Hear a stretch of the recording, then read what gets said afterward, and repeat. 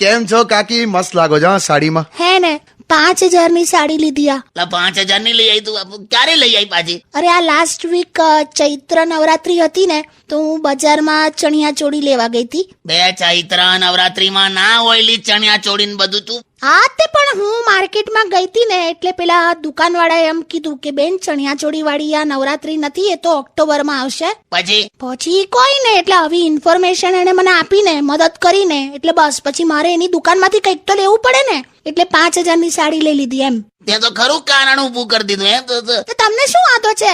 લઈ લીધી તે લઈ લીધી, હવે પછી થોડી પાછી આપવાની હોય. This is one time investment. શેનું વન ટાઈમ લીવ? આ તો કઈ લોખંડનો કબાટ લીધું છે? જો તું છે ને પીએફ માંથી ઉપાડે છે ને, મારે હું બહુ ગરીબ માણસ છું. શું ગરીબ? ખરેખર જો આ જો મારા મોબાઈલમાં આ એરપ્લેન મોડ આવે ને એની જગ્યાએ સાયકલ મોડ આવે. જો જાઓ ને યાર.